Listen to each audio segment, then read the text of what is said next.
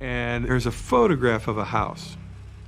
And it caught my attention because I said, that's the Dahmer house. Why is there a photo in this paper I just bought? And the caption underneath says, the house in which Mr. Dahmer has admitted to his first murder. And I thought, Jeff's dad killed somebody.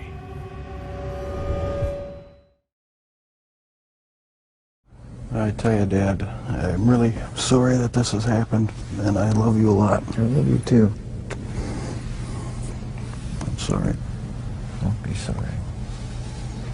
We haven't always shown it a lot, but I do love him a great deal. I love you.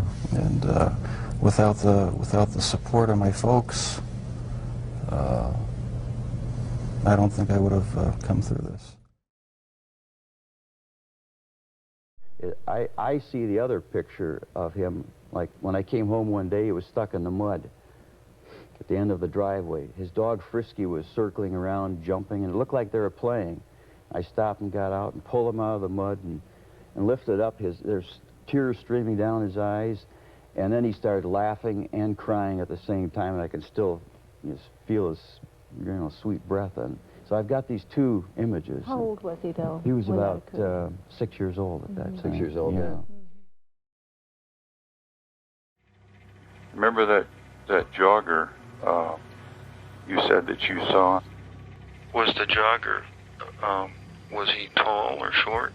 He was, I'd say maybe 5'10", slender build. Mm-hmm. And did he have hair? Lots of hair? Yeah. Where did you first see him? I was just riding down to the Lawson store and happened to see him, and then I got the idea in my head and waited. And then you got the idea of going back with a bat, and you went back once, huh? Yeah, just once. Okay. Once didn't show up. And then he didn't show up, and what? And why did you abandon the idea after? It was too dangerous, too much alcohol. Was age 13 when you had, I guess it was a homosexual experience? How did that happen? Who initiated that? We both did, sort of. I don't remember who actually initiated it, but we were both quite comfortable with it. Both of you sort of at the same time initiated it? Yeah. And was it always, it was just light, just kissing and holding. Nothing didn't go beyond that. No masturbation or anything? No, not that I remember. And you didn't even think of telling me or Mom? Hell no. One thing I wanted to share with you, remember when you visited Grandma? Remember that small 1-by-1 square foot box? It was wooden, but it had a metal covering. And you were very insistent that I open that up because you thought I had pornography magazines. Yeah, that's right, I did. And I never thought anything more than that. I was arguing with you because I didn't want to open up that case. Oh, I see. Yeah, we almost came to blows. So I went out the door, and I came back in about 2 minutes later, apologizing and everything, and you were on your way down to the basement to break the locks open on the case. You know what was in it, don't you? No. The mummified head and genitals of the last victim at the Westdale institution.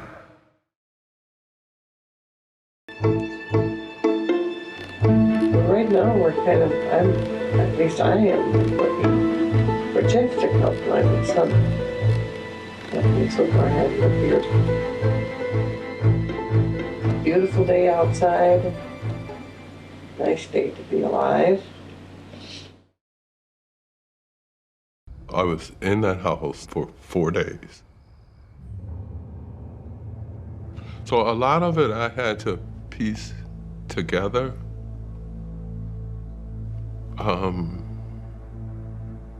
And it took me a little while to piece together, so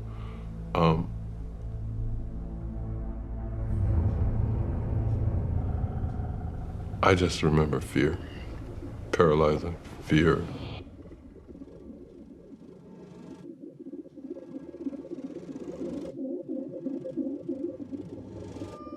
I remember fighting with someone in the basement. And I also remember passing out again, and that happened a few times.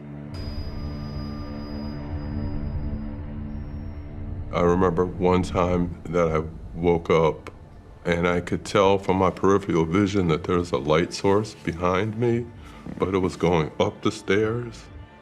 And then I turned and ran towards the light source. I remember getting to the top of the stairs with my hand on the doorknob, and I felt a hand grab me by the ankle and pull me back down. My head bouncing. I thought that I was going to die.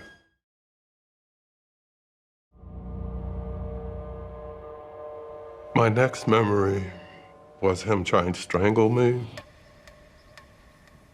I was at another location, and I don't know how he got me out of the house. My theory is that his grandmother saw me there multiple times, so he wasn't able to kill me there, so he had to take me somewhere else to do it. I was in a field. Just as I opened my eyes, there were two ladies walking on the sidewalk, and they started screaming at him. And he said something like, "Mind your own business, go away." They were cussing and screaming, "We're not going anywhere." And I remember passing out again that time. I remember the grass, the trees, the sunlight, and these two ladies. Next thing I know, I woke up in a room on a gurney in the hospital. I knew that he was killing people, and he tried to kill me, and there was something that told me that this wasn't his first time.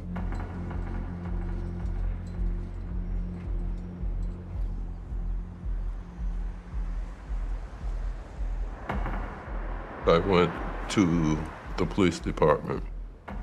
I was telling them he tried to kill me. You could see the scars where I've been dragged for quite a while, and you could still see the ligature mark on my neck.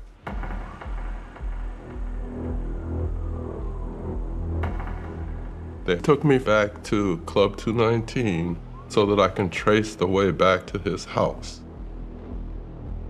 And then they knocked on the door, but nobody came to the door. I called the police the next day and asked them about it, and they said that he gave them a completely different story. West Dallas police did that investigation. They followed up, talking to Dahmer at the time. Dahmer denied drugging him in any way, just said that Flowers had been drinking and passed out from drinking. One of the times I went back to the police department, one of them said, "Did you two have intercourse?" And I said, "No." And they looked at each other and busted out laughing. They said, "Well, if you were drugged up, how do you know that you didn't have intercourse?" And they were laughing.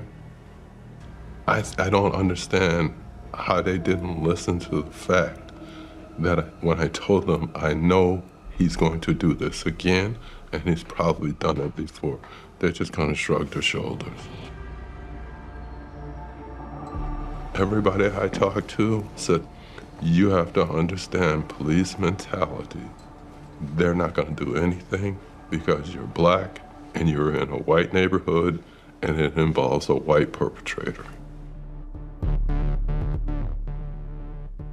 The matter was not pursued any further. The fact that Flowers had gone there voluntarily with him, that certainly factored into their decision.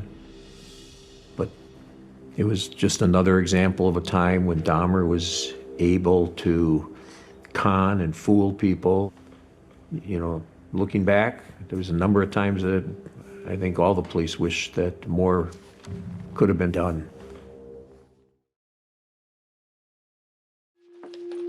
And we're coming upstairs from the basement. I'm gonna go in the backyard through the back door. Okay.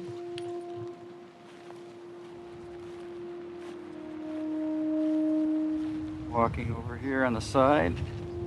See all the bars in the windows down there? Jeff and I put all those bars in to make it more secure.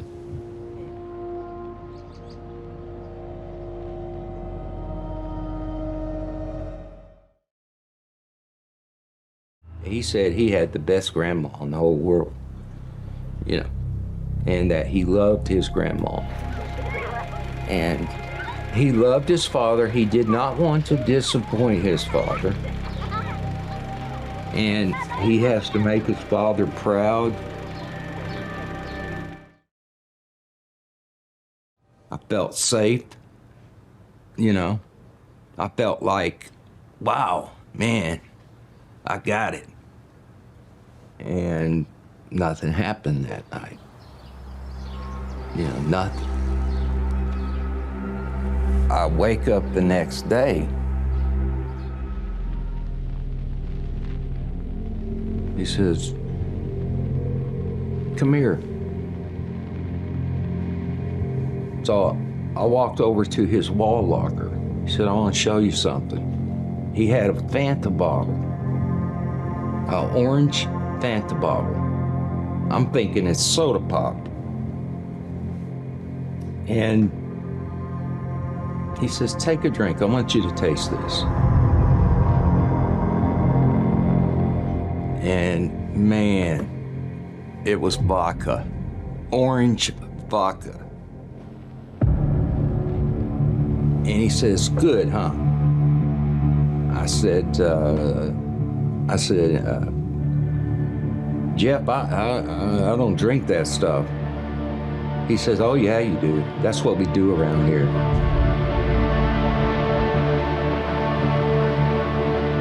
We drink more orange vodka, okay? And, you know, I start getting pretty drunk. He fills the bottle up again and continues to drink. The son of a bitch turned. He just turned from the person I met that first day into somebody I didn't even know. I said, could you please just stop drinking? Just stop drinking. And he says, no, I'm not gonna stop drinking. What are you talking about, stop drinking? And what time? It wasn't even dark yet, I don't think. And he said, just go to sleep. Just go to sleep. Thought to myself, well, okay, I'm gonna go to sleep because this dude's drunk. So I get into my bed and I'm fully dressed.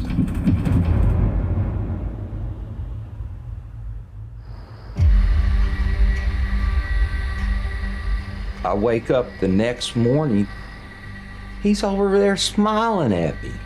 He's smiling at me and I'm telling him, I'm going, Jeff, what's wrong? And then all of a sudden I looked down and I had urinated all over myself. All over myself. You know, the bed was wet. I raised my butt up and I ain't had no pants on. And then it started to make sense. It started to hit me. I could feel that pain in my body. I knew that something I knew that I had been raped right there.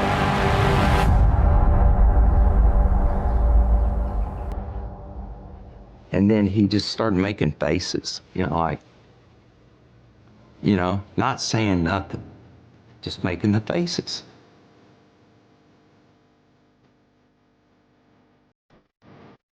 was so scared. All I could think about was getting away. So I said, please, just let me go outside. But I couldn't get out the door. The damn door was locked. So, I'm thinking, what am I going to do now? What am I going to do? How am I going to get out? And I ran and I jumped out the window. I jumped out the window. Boom, jumped out the window. Billy Capshaw was brought in on a stretcher, unable to walk, and I didn't need an x-ray to tell me that Billy's pelvis was badly broken. Linda Sue, I remember her holding my hand and telling me everything's gonna be all right. And I remember telling him that I was raped. I told the doctor that I was raped. It did not bother him at all. People in the military, they did not cure. The only one that cured was the nurse that took care of me. Billy tried repeatedly to tell people, you are sending me back to harm's way. And no one was willing to listen to Billy. What do? They take me right back to the same room. The same bed, the same roommate. Jeffrey Dahmer. Yes, Jeffrey Dahmer.